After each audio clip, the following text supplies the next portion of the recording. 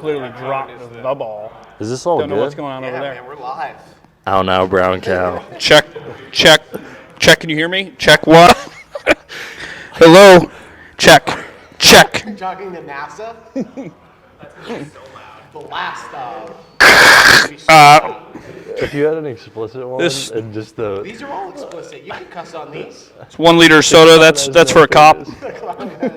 posted. Let me know when we're ready. You posted a couple months ago. You're like the Ryan, 28th pick. Ryan. I'm like, guy, People make mistakes. It was 4 picks. Like, did you lose sleep over it? Yeah. Maybe some money. Yeah. Okay. Are you okay? Yeah. I'm all right. We're here, episode 6 of Barn Talk, here with Ryan Cusick, and obviously the one, the only, NEB Scott P. Coach P, how we doing? Great, Michael. Great. Nice to have Ryan here today. Thanks for having me, guys. Oh man, Really exciting! appreciate it. Impromptu barn talk. Impromptu, yeah. That's how we operate. Yeah, flying by the seat of our pants. Yeah, no doubt. Okay. Ryan Cusick, for NEB alum, 2021 24th overall pick. Make sure you get that right. 24. Major League Soccer draft. MLS. Congrats. Tallest player in the MLS? Yes, sir. How tall are you? 7 feet tall. 7 feet tall in the MLS. All right, Ryan's a 6'6" right-handed pitcher in the Atlanta Braves organization. Local New England native here, home for a couple days to see his family before he heads down to spring training. Attended Lincoln Sudbury for 3.5 years, then transferred to Avon Old Farms for the latter half of his high school career. Ended up being, 35th round pick out of high school? 40th. 40th round pick. My apologies. Close. Yeah. My fault, your mistake. Same thing. So an interesting path, and ended up going to Wake Forest, and again being a first round pick, 24th overall to the Atlanta Braves. Oddly enough, year prior, another NEB alum, drafted 27th. 25th. He was 25th. Yes. 24, 25 by the Braves from Wake Forest. Out of Northeast That's Baseball. crazy. Out of NEB. man. What are the chances? Jared Schuster. Wow. Yeah. Wow. Investors, possibly you. Good. True. Obviously, you were in the midst of COVID at Wake. It was your sophomore year. You lost Right. your entire sophomore year of college. Almost. Yeah. What'd you do during that time to continue to obviously every coach says this, but you're one of the hardest working kids we've ever seen. Wow. You work your butt off. You've earned everything you have. What did you do during that time when you didn't really, nobody really knew what was going on? What did you do to continue to stay sharp? Yeah, so originally my plan was just to stay down at Wake Forest and train in those facilities, but I think it took about 7 days and then they kicked us out. Me and Jared Schuster were the last two there. Yeah. So we followed each other in our cars back home, and we'd throw at a field 30 minutes. It was 30 minutes for each of us, just right in between, and we'd long toss every single day. And just another NEB alum, shout out Mike Doherty. No. And, Northwestern right-handed pitcher. I think he's a Friday night guy. oh yeah, Great human being. for 3 years. He's an Great elite guy. Elite player, Is that part even of the more. event? Yeah, We'll get to that. Yeah. Probably shouldn't, but we might. But go ahead. Yeah, so he'd come over to my house, and he had a bunch of, he had like a barbell and some like miscellaneous weights, and we were lifting in our basement. We went to Home Depot, first day I was home, built a squat rack out of 2x4s and concrete. Yeah. Some blue collar as it gets. And Fire me up. We were, lifting in the asbestos-filled basement, just unfinished, getting after it. You survived. You said asbestos, I coughed. Yeah. Yeah, so This was at Doherty's house in the cave? no, it was in my house, but he brought okay. the weights. Gotcha. We got after it. So a lot of sweat, Well, tears, blood down there. Yeah, no doubt. Pride. And we were lifting with like cinder blocks. We only had like 4 45s, so that's not enough weight finding a way. for us. We tossed on some I cinder usually have blocks. those on one side. Yeah. All right, that's fair. Yeah. Respect. But yeah, got after it and ended up having a good year in the Coastal Plains League that summer. Yeah, that was the interesting part because it's just such a big year for you. COVID, everybody kind of shut down. but you were still able to go and play in the Coastal Plains League. I think that was one of the few leagues that actually played in the summer of that in the 2020. Florida League, but it Yeah. was pretty much just us. So you still were able to go and get your work in. I think there were a lot of guys who shut it down and didn't, necessarily. I don't know if they didn't want to play or didn't feel comfortable playing, but knowing you, I knew you were going to find a way to play. Right. I mean, you just can't get better if you don't throw. So, especially for me, who needed as many innings as I could get coming from the Northeast, I needed to throw. So then not playing the entire sophomore year and then going into your junior year with obviously a lot of hype. One of the hardest, I think you have the hardest recorded pitch ever in college baseball at 102 miles per hour. Yeah, that's I run that fast. I don't throw that fast. But the hardest pitch at 102 miles an hour, ton of hype going into the year. Right. Didn't have the opportunity to play the year before, so you lose out on 60-plus games, maybe 17 starts or whatever it may be. And then you go into 2021. Did you feel a ton of pressure going into your junior year, like trying to just prove yourself with every pitch? I feel like that would be something that would be extremely difficult as a player to you just press. Yeah, no, absolutely. I mean, pressure is part of the game, and the harder you work and the higher level you get to play, the more pressure comes with it. So it's something that I had to start dealing with it in high school, and then pitching on Sundays as a freshman in the ACC. That's not easy, and I learned how to deal with those pressures going in the start. And luckily I just have a great support system.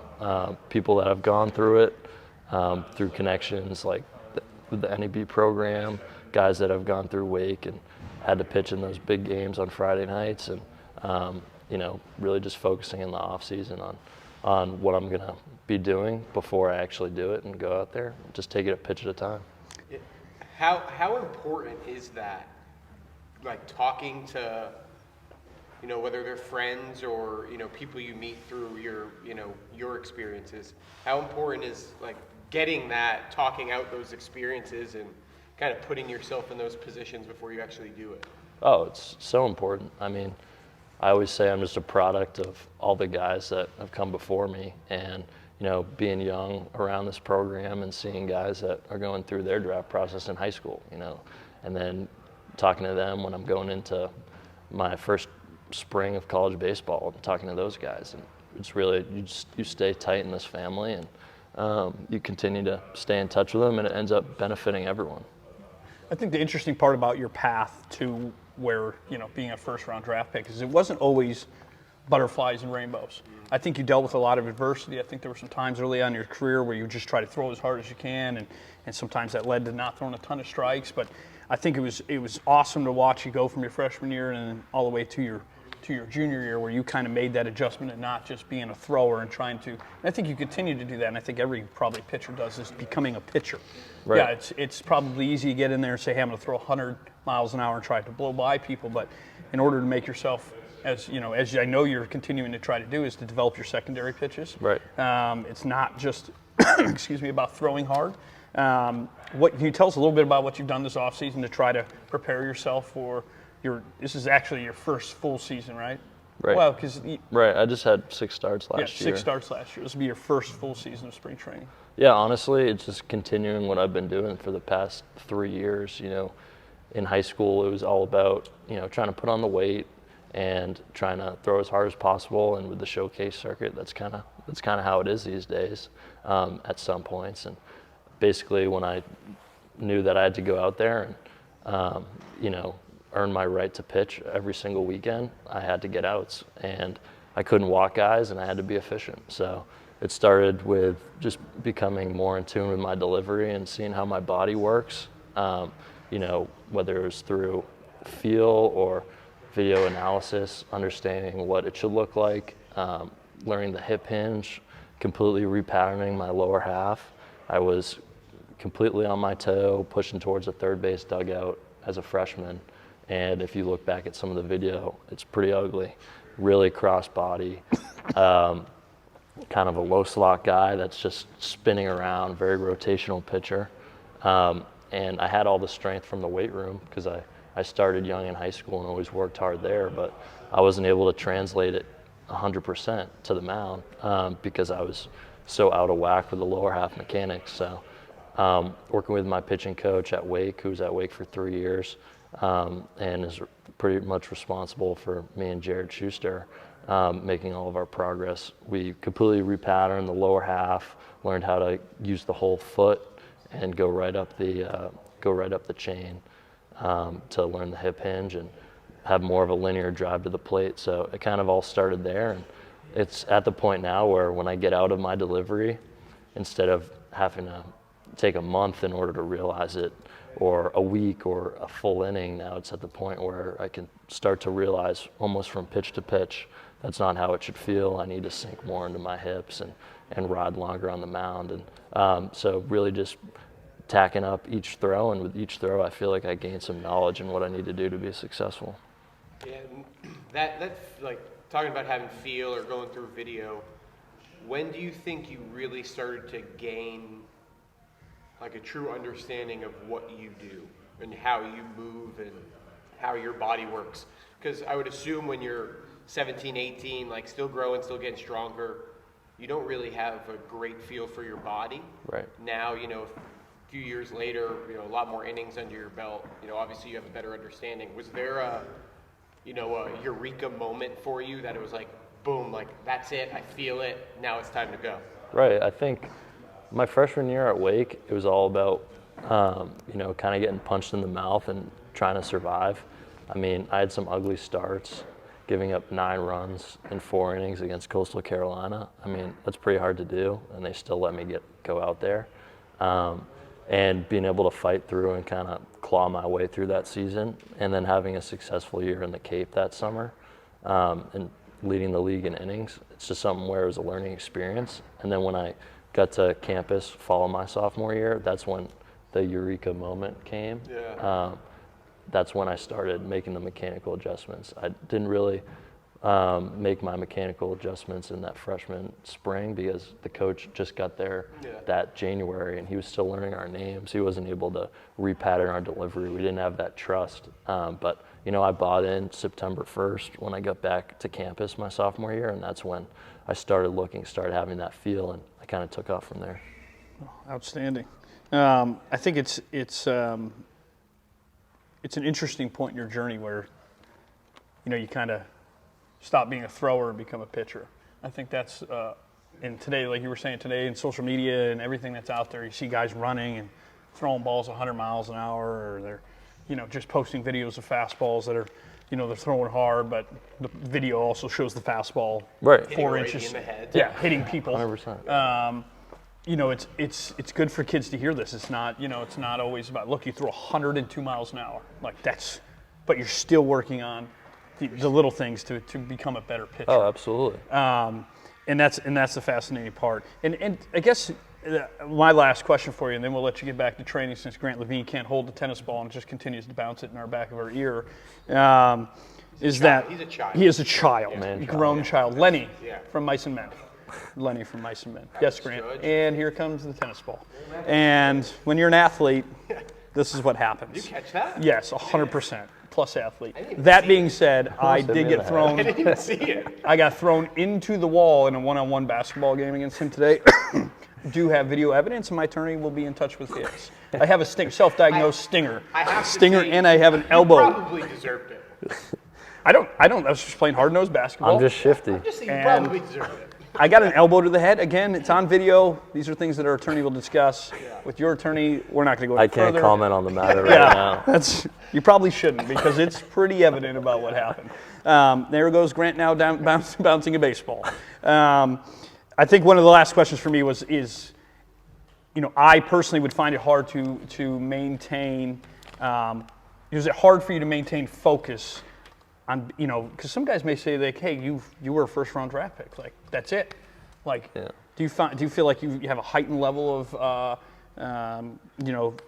dedication to the game? Since you have still have something to prove.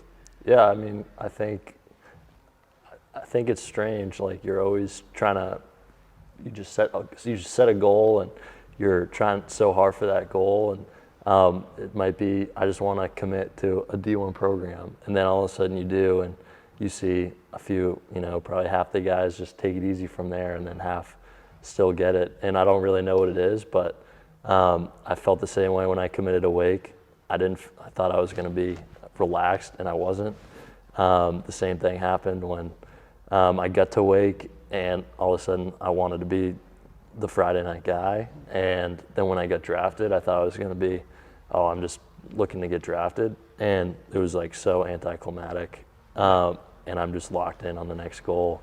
Awesome. And you can see, like in my interviews when I went out there, I mean, that's as climactic as it could be and dramatic being out there. And it's just like immediately it happens. I'm like locked in on the next goal. So I don't know. I think it's just kind of the way my brain's wired. And I think when you work so hard for something, you're just kind of used to the work. And at the end of the day, it's what I love. Like, I don't think I'm a guy that once I stop playing, I'm gonna never lift a weight. It's like, it's what brings me joy. And I think why I'm so successful is because I just love it. I love to throw. I love to lift. I love to, I breathe it. I sleep it. I wake up in the middle of the night and I'm thinking about it. So I think when you're that obsessed, I mean, it could be a good thing, could be a bad thing, but right now, it's a good thing. Absolutely. Yeah, I mean, it's amazing you'd be able to get this far with your monotone voice. It's fantastic. You're a really good interviewer. Well, the thing is, I just provide elite answers. You do. Yeah. I don't need one last monotone. question for you. Your favorite NEB moment? You were on a pretty good group of guys. Hudson Haskins, Grant Levine, Cody Morissette. Right. Some pretty good players. First round. Sal Frelick played a couple innings here and there. I never played with him. Yeah, you were at the area code game. Sal Frelick was the 15th overall pick. Didn't make the area code team. I think he was hurt. He had a hammy. I think he had a hammy issue. Yeah. But what was your favorite? Nick Murray, Mike Doherty. I mean, it's a good group. I mean, Nick Murray, didn't play. Yeah, Traveled but all he summer. traveled the entire Oh, summer. yeah. What's your Beauty. favorite Program guy. NEB Shout out moment? Grant. Grant wants to chime in the worst way. He also has a cell phone with a wallet case. He's had that for years. Okay, so that case Important with that helps bank you account. from losing your wallet? I don't. Okay, not sure Makes sense. that's not true. But go ahead. It seems like you're getting off What's topic. your? Yeah, please bring us back. Yeah, I'll bring you back. So I'm actually not going to say my favorite NEB moment. Okay. I will go as far to say my favorite life moment. Oh, this is great. Not even baseball moment, This is- but life moment. was the birth of my daughter. I haven't had one of those yet. Yeah. So temporarily, this is mine, and it's just the mega bet. Man. 11, What a story. 11 days, Wow. 6 guys, Some call it the Georgia Mope. one bed, I got the pick. It's an elite picture. one bed, one love. Yes. We story behind the mega bed. We Pre-COVID. pre-COVID. Pre-COVID. In order to travel as we do in our organizations, we throw guys in rooms, and we had somebody complain about having to be sleep in a bed or being in a room with too many guys. So Ryan and a group of great human beings said, you know what, we'll take everybody. They We'll take everyone if we get to form the clan. Yeah, so they got to we pick had their guys group. that were all in. We had 6 guys. Yeah. We had some 6 guys, and I think it's important to mention that you were 6'6", Nick Murray's 6'5", Yeah. Doherty's 6'3". Oh yeah. Who else was in there? Teves. Teves, yeah, Teves a little fella. Killian was eating Killian, Buffalo Wild Wings. 5. Who was the keeping them 6th? under the bed. Who was the 6th? Was it Grant? It wasn't No, it was Grant. Craven. Craven. Oh, boy. Wow. There's a From throwback. down under working Yeah, the night shift. The knuckle scratch. Working the night shift. Oh, The man. graveyard shift. And I think that's, that's what's so special about our program is Our bond is elite. Is and love whenever I that. see him, I hadn't seen Nick Murray in 18 months since before COVID. I see him over Christmas. It's just a head nod, and it's like we haven't skipped a moment together. love every second of that. Yeah. All right, Ryan, we appreciate you coming on, and we wish you the best of luck. Barn Talk episode 5 or 6. We don't know. We're going to 6. 6. 6. Following the 5. Yeah. Appreciate you. Good luck this year. All right. Thanks, All right. Scott. Nice haircut. And cut Timbo. Oh!